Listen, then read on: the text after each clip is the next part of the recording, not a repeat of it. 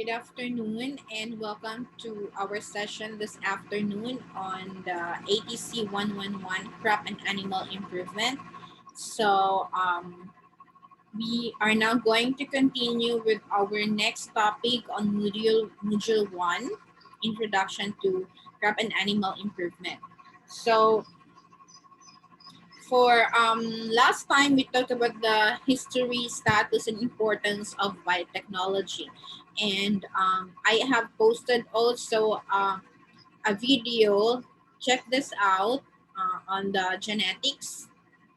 So this is actually from other class, but we this is just a review of your NatSci 22 or agricultural biology. So you can check this video, but and for our next topic, that this is just for the genetics video is just for review. So for our next topic, we're going to talk about plant breeding. No. So as a whole, I'm going to introduce to you the different breeding methods. No? So this includes emasculation, apomexis, and parthenocarpy as well. So as a review, this is again a short review of plant reproduction or plant genetics or plant breeding.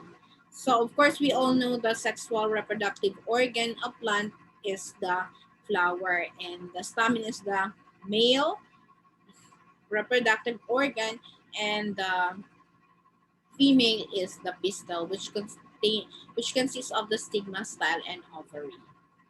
So there are actually types of flower that you must again remember. When we say staminate, they are male or only stamens. And pistillate if they are female or only pistils. And they are hermaphroditic if they are perfect flower and they have both the stamen and the pistil flower organs. We also have monoecious or staminate and pistillate flowers on the same plant, like the cucurbits, no? Um, they have two different types of flowers as shown here. For cucumber, the male flower is the left one and the female flower is the right one. And they are of the cucumber. So this is the female flower which has an enlarged ovary. So you can see that it's a monoecious flower. Now, if we have monoecious, we also have dioecious. These are staminate and pistillate flowers on different plants like the papaya. So if you have heard that papaya can be male if they don't bear fruit and but they flower, but some papaya who bear fruit are actually female. So that's why they are dioecious. So on their differences is that for monoecious, they are on the same plant. For dioecious, separate plants. And the lastly is the andromonoecious. It's a combination of the perfect and staminate flowers on the same plant. So merong perfect flowers, meron ding mga male flowers. So medyo madaming lalaki dito, like the musk melons. So this is a typical part of a complete flower. So it means they have the here, this is a perfect flower, the tomato flower, which has both the male, the stamen, and the pistil. And if it said that it is a male flower, so contradicting to complete flower, which has both the stamen and the pistil. So for male flower, it only has the stamen, and for the female flower, it only has the pistil.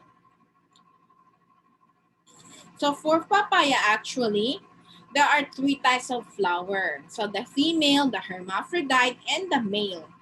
So this is the characteristic of the female flowers with a large conical bud petals and has no stamen. And for hermaphrodite, it has a cylindrical bud which petals are fused at the base and contains both the ovary and the stamen.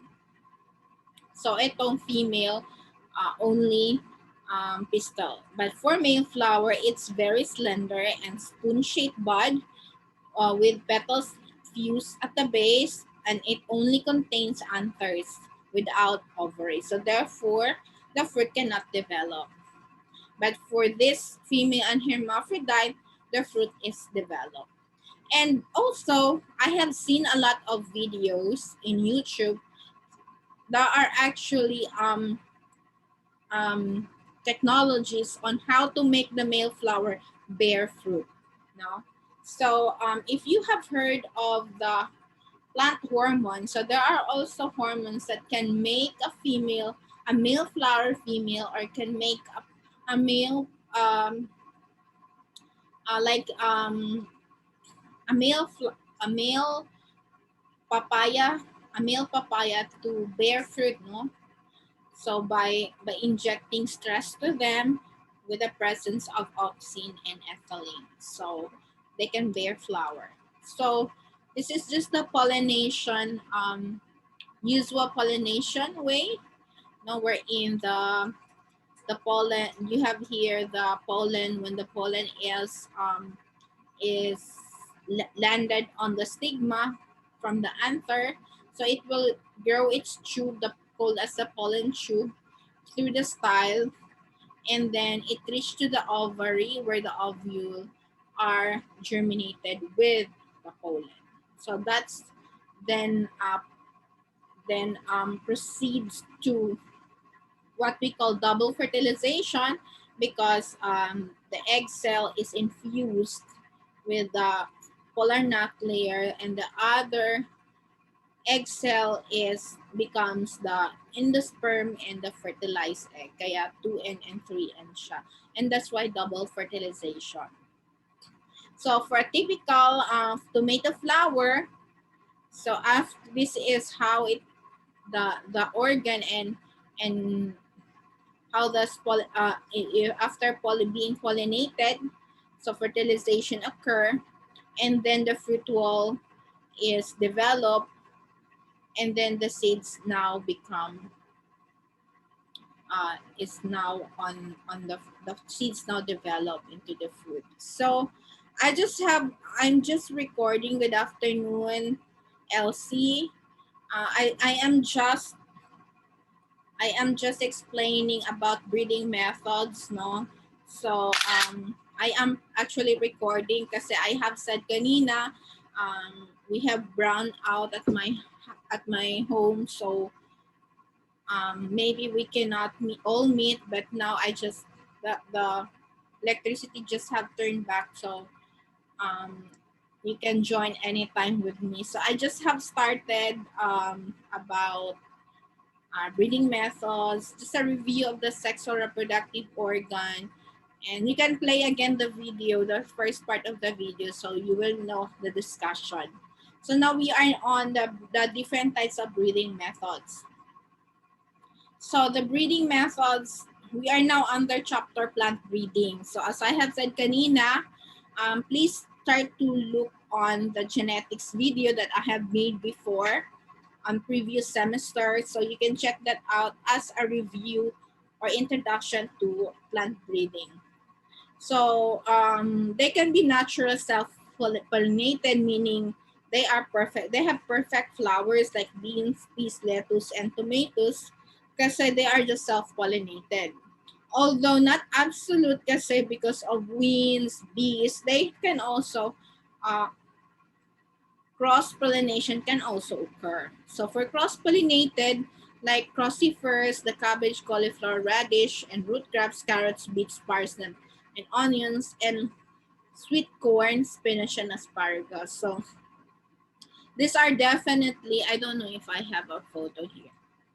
So I don't, for corn, it's definitely, these are all definite na cross-pollinated. Why?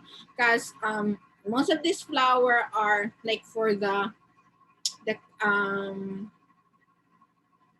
do you call it? For the sweet corn, for example, we all know that the tassel and the ovary, no, malayo sila. Ang tassel yung male, so once mag lay off na ng pollen ang tassel, tapos na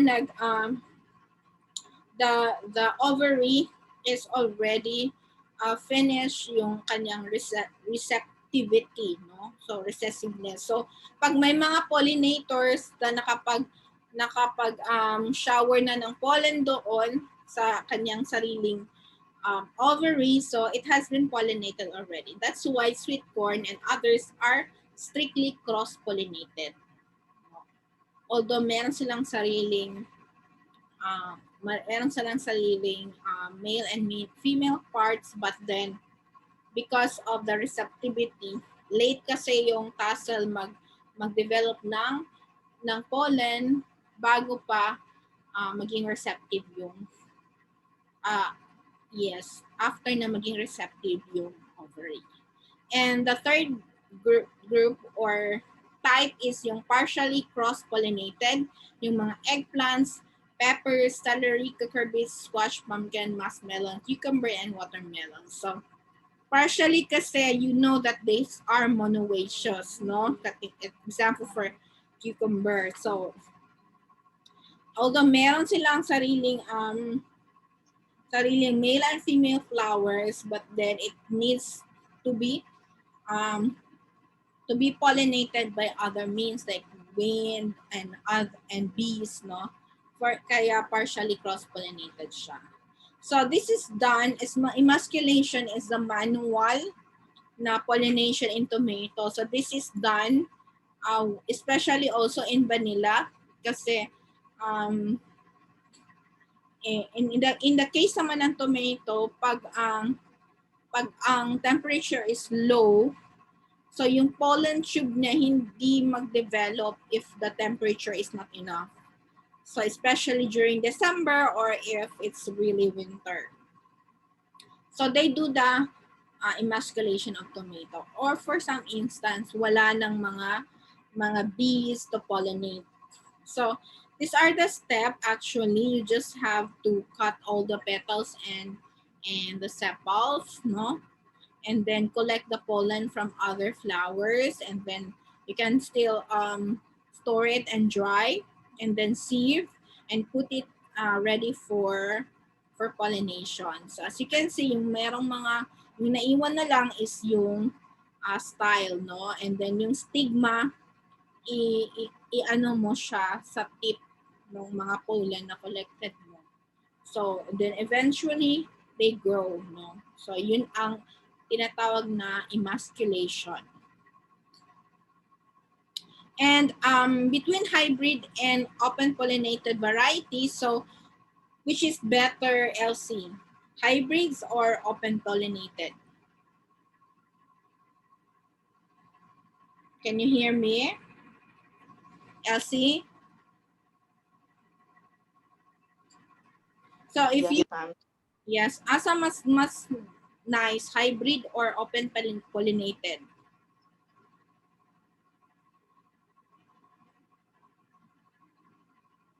Hybrid, ma'am. Yes, mas okay yun ang hybrid, no? So although it could be expensive kasi kung open pollinated, you can just, make use of your old fruits and plant the seeds out of it, no? And for hybrid, it's a product of controlled pollination with 2 or more genetically distinct parental inbred lines. So pinili talaga yung mga characters niya. So high yielding, superior. So mas malalaki, mas magaganda ang tubo. So superior siya and uniform yung result ng prutas mo. Unlike sa open pollinated, so you don't know sinong ama at ina niyan, no? Kung saan galing pollen yon. So ang effect ng open pollinated, may maliliit na bunga, may lalaki, or out of parang new breeds na rin siya, no? Kasi that is how you do the breeding through open pollination. Or halimbawa lang, kung ano lang yung pollen from nearby crops, no? So pwedeng mag-iiba ang mga, hindi siya uniform, mag-iiba ang kanyang mga bunga. And time consuming ang hybrid and expensive. Ang open pollinated naman, It could be sariling tanim kasi perfect ang flower, or cross-pollinated and strict artificial isolation and less expensive, however. So have you heard about viviparous or vivipary? Kanong da kaani? Karon lang, ma'am. But you have seen already kanang mga precocious germination this is in the case of corn. Pero usually, ang first time na nakita na ko sa kanang langka sa jackfruit, no? Kanang napa siya sa sulod sa bunga, nagkuan na siya, nag-roots na siya. So, yun ang tinatawag na precocious germination or vivipary. So, ang tawag niyan ay vivipary kasi yung hormone na abscisic acid is deficient. And we all know that in the process of germination, in the process of germination, the GA or gibberellic acid is the one which initiates the germination. So, hi, hello, Jules. Dito sa link sa Jules, sa link sa Zoom. Ha? Sa link sa Zoom. Nag-meet me, if you can see us. Ha? Sa ano? Sige. So, in continuation, so sorry, I already have started the class. So you just watch again the posted video for the initial part of this session. So again, since gibberellic acid is the prerequisite for germination, kasi may mga functions ang gibberellic acid, ito yung once activated through water imbibition, so it will enhance the degradation of the enzymes, no, for the growth of the roots and shoots. So abscisic acid, ito yung nag-i-inhibit sa GA. So kung walang abscisic acid or deficient siya, so meaning mag-germinate siya kasi hindi niya inhibit or stop ang GA. So a lot of germination occur before even it is harvested, no? So these are very common in recalcitrants like corn, jackfruit, and cacao. So isa pang parang amazing facts of plant breeding ay itong apomixis, or what we call as asexual seed formation. It's actually from the Greek word apo, meaning away, and mixes, which means mingling. So it's an asexual seed formation. So pwede ba yun? Of course it's not, no? Kasi when we say sexual reproduction, meron talagang use ng sexual organs. But in the case of apomixis, merong seed formation pero walang sexual mingling or sexual na parang pollination, no? Or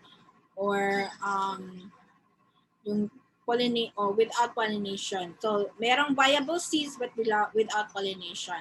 So how does it happen? So the embryos are developed containing the same genetic information as the mother plant, and which are in effect clones. So actually the result ng apomixis or apomictic are clones. So although seedling siya, pero exactly the same siya ng kanyang parent. So, and these are very common, no? In fact, they are classified as obligate and facultative. When we say obligate, it reproduces only by asexual reproduction. So, ibig sabihin, asexual lang talaga, walang sexual. Like the lanzones and mangosteen. That's why lahat ng seeds ng lanzones at ang mangosteen ay actually clones ng parents or material. No? So, and also facultative if the plant reproduce either both sexually or asexually. So, actually meron din siyang, kasi may flower naman siya, no? So, meron din siyang pollination na nangyayari, meron ding asexual or through apomixis. Yung kanyang nuclear tissues are capable of apomixis. So, it's very evident in mango and in citrus. That is why when you have you seen this one in citrus at in mango? Nasa isa ka seed na ay duha ning tubong nga seedling. Ha? Chris? Nakakita na ka ni Chris? Or Jules? Ikaw na, Jules? Kita na kanin ka ng, sa isa ka seeds, duha ang nitubo. Kita na kaani? Apo niya. Nakita na ma'am. wala. So as now you know that apomectic is mango and citrus are both apomectic, no? And facultative and lanzones and mangosteen are obligate. So, have you heard of parthenocarpic trees? Nakadungog na kaning mga seedless fruits. Of course, you are eating this every day, diba? Like for banana, we thought that for banana, walang seeds, diba? But actually, meron. But in some kinds, known as parthenocarpy, they don't have. So what is this parthenocarpy? It comes from the Greek word for parthenos, which means virgin, and carpus, which means fruit. So it literally means virgin fruit or the production of fruit without fertilization. So ang nangyayari naman dito, the fruit is therefore seedless, and the oldest parthenocarpic fruit is yung fig. Hindi nakita dito, but meron pa itong continuation. So yung fig is the oldest parthenocarpic, which if you know the history, fig already existed 2,000 years ago. No? So anong nangyari? Kasi supposedly, hindi mag-develop ang fruit without fertilization. But then, kahit walang fertilization, nag-develop ang fruit. It's because of some other factors, and it could be hormones, no? So meron pang pa-seedless grapes na hormone, and we call them gibberellic acid. Okay, so do you have any question regarding, this is just an overview of breeding methods. Now we go back to the plant breeding. So before we continue to plant breeding, let me show you this link which shows the breeding methods they use. So they are actually the North Dakota State University Plant Sciences. So they are into research of breeding pipeline database management. And ito yung mga different characteristic traits nila. So they have actually used modified pedigree method. This is used to evaluate a lot, no, up to 275 segregating population each year. So this modified pedigree breeding method involves evaluation and selection of parents and hybridization to modify to provide useful gene recombination. So 75% crosses are made, and single crosses involving mga elite and adopted parents. And the remaining are exotic but desirable genes. So in this case, there are 3-way crosses used. where exotic parents' genetic contribution is one third of the other two parents, are elite adapted lines or cultivars, and all crossing blacks and F1 generation. If you have seen the video that I have told you to watch in genetics, Mendelian genetics, so you are supposed to know what are P or parents, F1 or first filial generation, and F2 or second filial generation. So the F1 generation are grown in the greenhouse, and then individual plants are selected for agronomic traits like gluten strength for bloom color and disease resistance for space planted second filial population grown in the field. And then these are plants are selected for tested for advanced and possible variety release for the production ng mga new varieties. So from initial cross to variety release, it would take how many years? 10 to 12 years in the experimental line. So this is just the modified pedigree method. So from the pedigree meaning yung parental lines. So they are extensively evaluated for their agronomic, disease, resistant, milling, and end-use quality traits. So this is they use the durum with yield trials. No? This is how they do. So for double haploid breeding naman, which takes also 10 to 12 years, they develop durum cultivars using modified pedigree method. Then double haploids in a breeding program is in genetic studies is also required. Completely homozygous and homogeneous inbred can be developed also in a single generation using this double haploid breeding. On average, they produce about 300 to 400 double haploids for maize or corn as the pollen donor. And most of the haploid double population are generated for genetic studies ng various traits.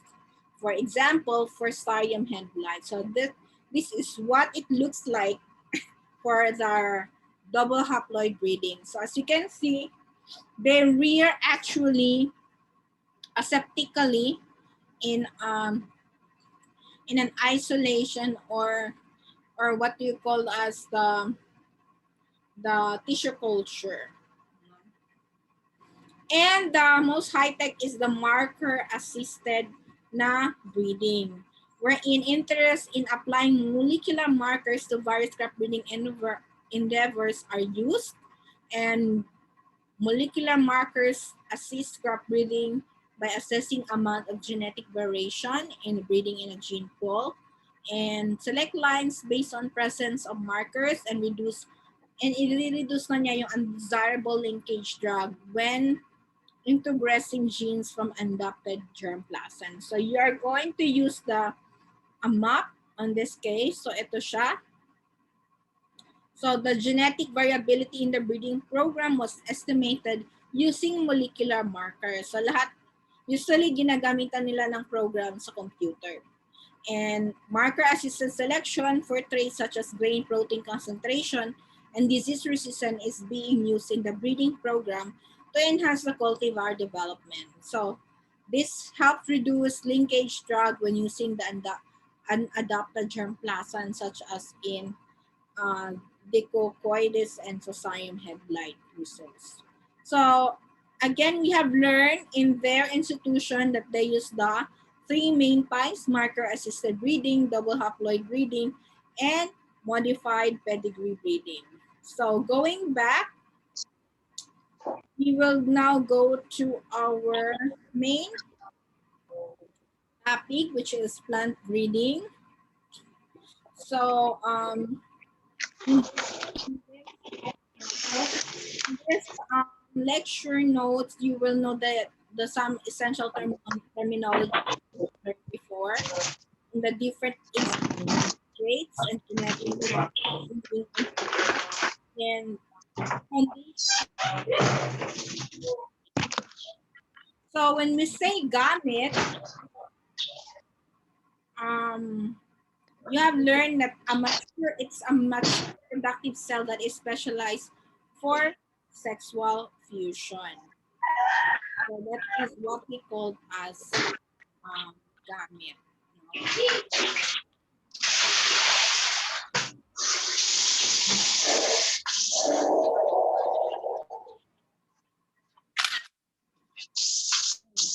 So when you say haploid naman, it means cells that have only one set of chromosomes, no? And each gamete is haploid. And two individuals leading to a single function progeny. Haploid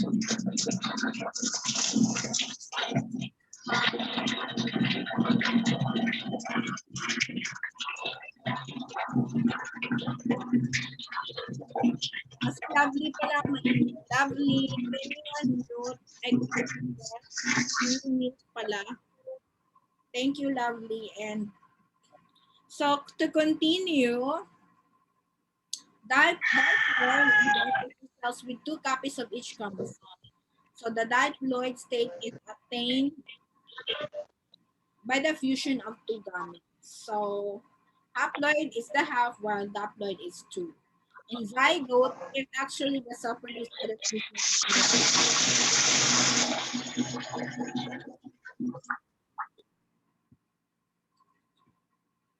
So, gene, therefore, is the inherited segment of the DNA that determines a specific characteristic in an organism, even human beings. No? And we call it locus when the specific place on the chromosome where a gene is located is. And alleles are alternative forms of gene. Genotype are the genetic constitution of an organism.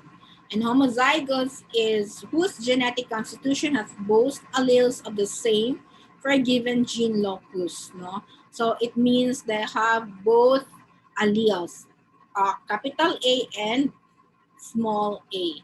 Or heterozygous whose genetic constitution has different alleles or combination for a given locus, like A, capital A and small letter A. So ito yung heterozygous. Homozygous, they have both small letter A or big letter A. And homogeneous, if a population is having the same genetic constitution, for instance, the pure line soybean in a field or hybrid corn. So they have the same, they're homogeneous. Hetero, if have different genetic constitution. So simply, lahi-lahi siya or dili pareho. So when we say phenotypic, the physical manifestation, ano ang kamukha, ano ang mukha, the genetic traits that result from a specific genotype and its interaction with the environment. So genotype is yung genetic constitution. So example ng trait goals are yield, like seed, biomass, or fruit or size number. Example naman ng quality traits are oil, flavor, color, stress tolerance. Example are drought, insect and disease resistance, and introgressing transgenes into plant varieties. So you can see here an example of a breeding improvement. So if you can see here, pataas na pataas ang yield na through breeding. So in terms naman siya of quality trait, the oil quality, as you can see here in the labels, have been developed or for better, no, for health issues. So for environmental stress tolerance sa US kasi madaming dry areas or drought areas, so they have to breed a cultivar na drought resistant or tolerant pala. Drought tolerant. And for insect and disease resistance, so like for soybean, no, soybean sudden death syndrome. So they have to um, develop a cultivar which are resistant to insect and diseases. Another example is that the transgenic traits are herbicide-resistant genes. So, ngayon marami na tayong RR corn, no? Meaning they are Roundup ready corn. So, even in spray mo ang herbicide na Roundup, sa imuhang corn dili sila mamatay kay they are transgenic traits na. So what are the foundations ng plant breeding? Importance of genetic variation and selection. So what are the causes of biological variation? So una, genetic, no? That's why magkaiba ang mukha natin, magkaiba lahat ang mga traits because of genes. So single genes can cause this inheritance or multiple genes, no? Yung galing sa mga kanuno-nunuan or yung parental lines. Second ay environmental. Now we adapt to our environment, we also change, no, through the environment. So and the third one is the combination of both. The interaction, kasi merong effect yung interaction ng genotype of the plant and the environment which it grows. So therefore, phenotypic, yung kamukha or trait, genotypic or yung genetics, no, is the phenotypic value is equal to the genotype plus the environment plus the effect ng genotype and environment. So, ang lalabas na trait ay yung combination ng tatlong factors. So this is the measurement associated with a particular individual. G is for genetic value, the effect of the genetic average across all environments, and environment is the effect ng all genotypes. So genetic variation is also a basis for improvement. So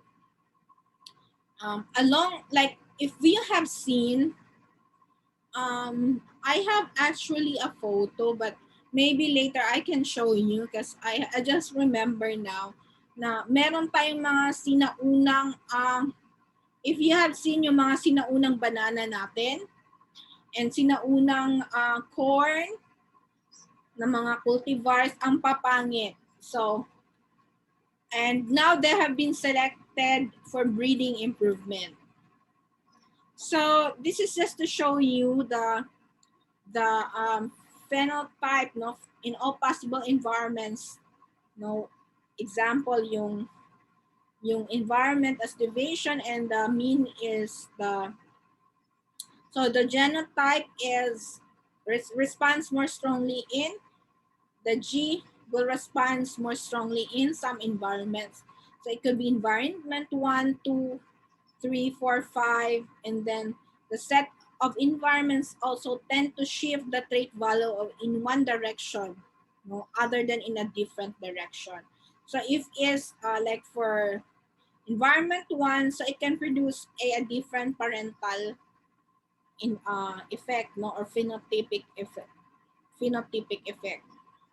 and so on.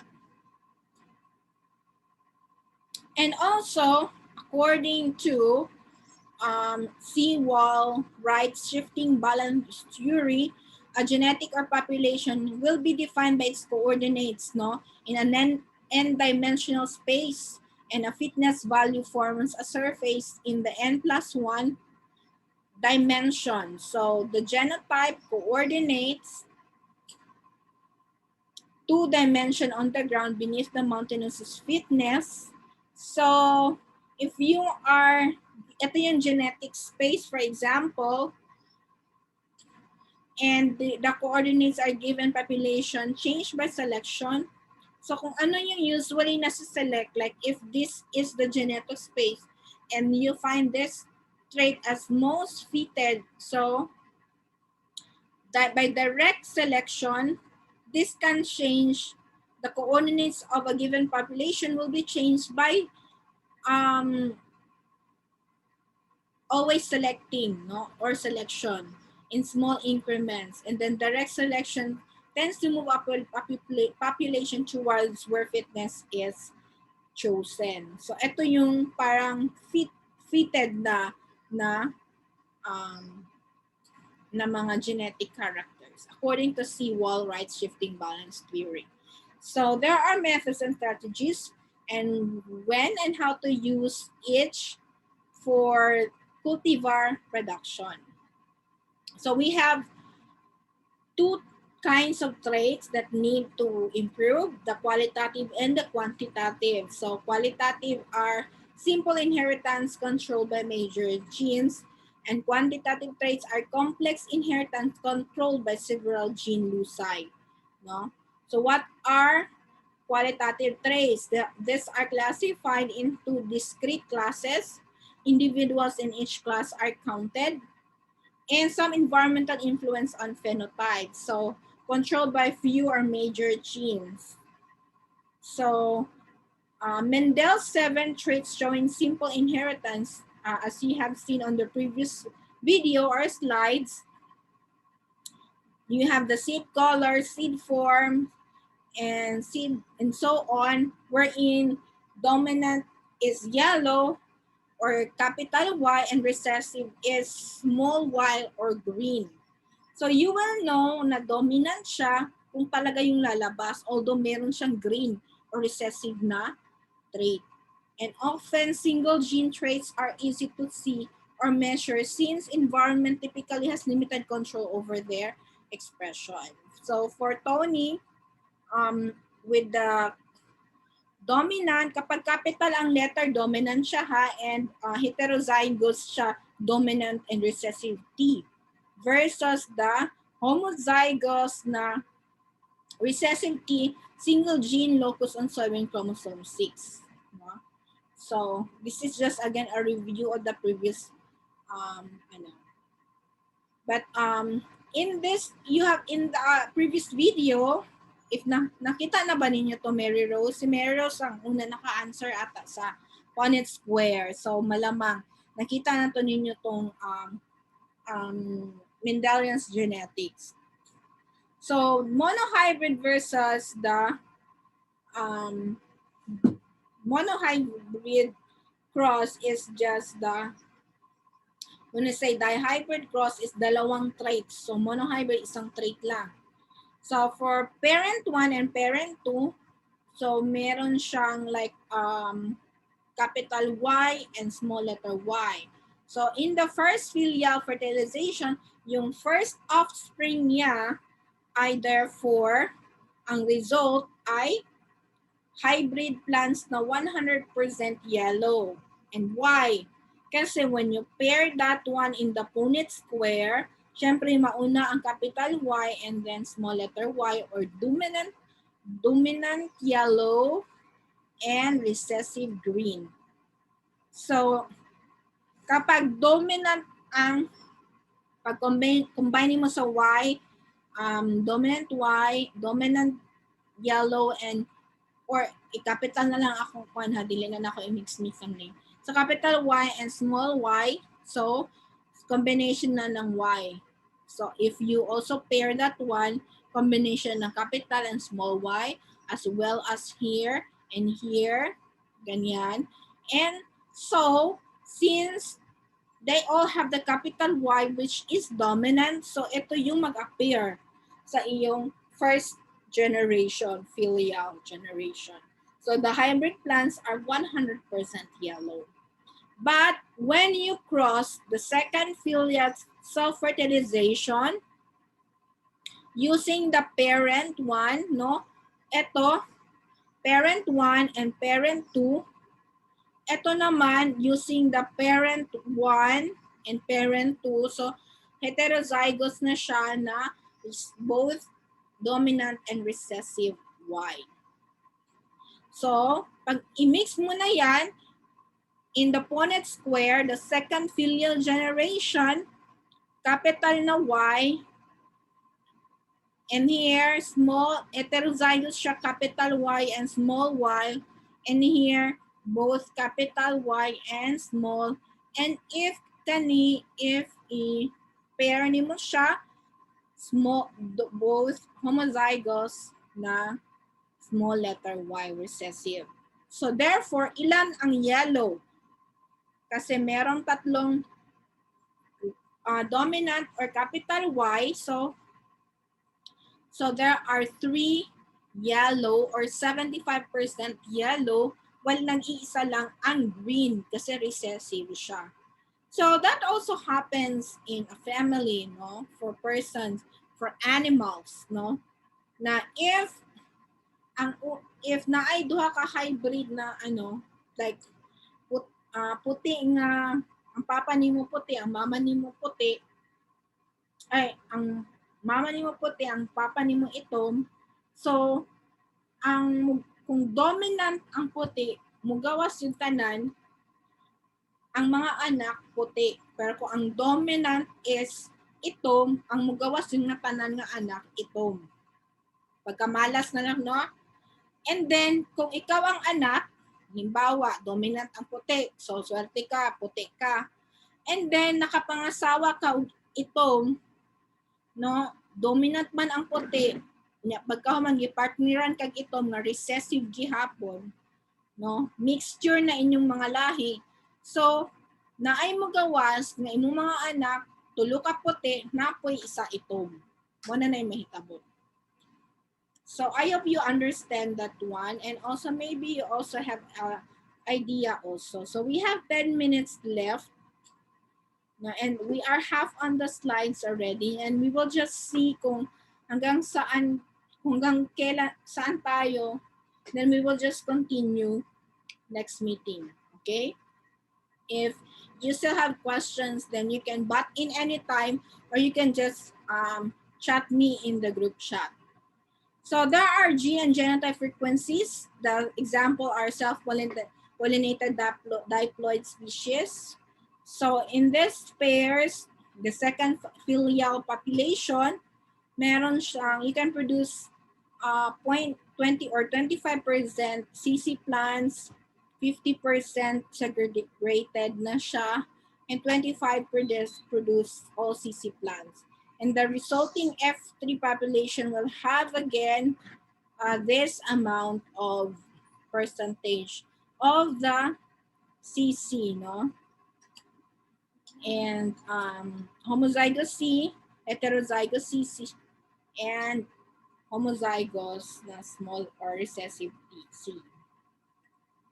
So upon selfing in the F2 population, 25% are homozygous, will produce only genotypes na Y, capital Y, and 25% na homozygous C will produce only recessive genotypes na Y. And so only the heterozygous dominant and recessive will segregate to produce genotypes in proportion of the 25.25 capital Y and 0.50 capital Y and small y, and both 25% small y. And so heterozygosity is also reduced by half in its selfing generation. So here you can select, no, depending on what trait you want, no. For the F2 hanggang F8 filial generation, so 25% pa ang dominant na yellow, and then 50% ang heterozygous na yellow, and then 25% ang green. So as you go along the way, in here, pataas ang dominansya for F8 generation. Kung halimbawa, mas gusto mo ng 46% lang or 43%, so dito pala, ito na yung iselect mo na trait. And for heterozygous, paliit ng paliit yung kanyang percentage. And for recessive trait naman, the same din ng dominant trait. But for heterozygous, paliit. Palaki ng palaki naman yung dominant and recessive homozygous. So based on F5 single plant derived progeny rose from one population formed from crossing two pure line traits. So ito yung parang illustration ng what is shown in the fifth filial generation single plant. So meron din tayong tinatawag na selfing, a double net, no? Like these are double hybrid cross na hindi na siya monohybrid. So both A and B dalawang traits na sa. So ang effect nito using the Punnett square is again 9 is to 3 is to 3 is to 1 phenotypic ratio. So only if trait is governed completely by complete dominance. So only 1 out of 16 homozygous, ito yung mga frequency, 16 lahat up, and then genotype. So meron tayong 1 na combination using the Punnett square din ito ha. AABB and then dalawang capital A and heterozygous B and so on. So there are only 1 out of 16 na homozygous favorable allele for gene loci using 9 underlying genotypes and 3 this one and 3 this one and 1. So ito yung mga, therefore, phenotypic ratio niya is 9 is to 3 is to 3 is to 1. So ibig sabihin may 9 na ganito, may 3 na ganito using these frequencies. So sa selfing at double heterozygous naman, kanina is also double heterozygous, no? Produces 9 genotypic classes. So this is just a visual or illustration presentation of yung kanina presented. Again, these are the frequencies. So when it looks like this in a graph. So what are quantitative traits? These are expressed in continuous variation in a normal distribution, and individuals are measured but not counted. The significant environmental influence on the phenotype and controlled by many minor or major genes, each with small or large effects. So as you can see in this histogram, it depicts that dominant genotype effect with yield, no? Lahat ng capital na alleles. So if you are going to cross, no, this AABB with small AA and big BB, so you're going to produce, if to self-pollinate the AA and BB, so considering uppercase letter represent the favor allele of each gene. So yung capital case or letter are the favorable or nice traits. So you will end up 4 kilogram AA, so isa yan, and then 5 kilogram AAB times 2, and then AABB times 2 or 4 lahat, and 6 kilogram or 6 na AABB times 4 AABB, AA, and BB, and so on. Ayan. So I hope you understand this one. This is part of your exercises, no? And these are for plants, for instance. So iba din yung sa animal, and I will show you on the next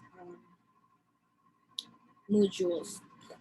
So the frequency of distribution of seed yield for 187 different recombinant inbred lines in the soybean population, is also shown in here in this high yielding low phytate parental lines.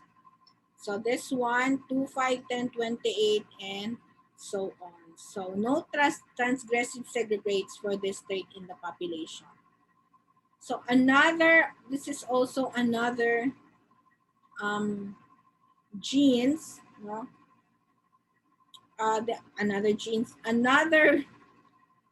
There's also another na another figure, no, to show you proportion ng homozygous individual after various generation of selfing for 1 to 5, 10, 20, and independently inherited gene pairs. So from Allard 1999. So find the better individuals among homozygous plants, those accumulating the greatest number of superior alleles, can be done with DNA technologies and progenitor testing. So there is 1 gene, 5 genes, 10 genes, and 20 genes. So here, 1, 2, and so even 20 genes are involved. Using the power of inbreeding 5 generations, over half the proportion of individuals will be completely homozygous. So lahat sila pareho kasi homozygous. So I guess we will stop up to here. No, and we will continue, although counting slides na lang naman. No, but we have only less than a minute left already. So if you have questions, you can ask your questions now.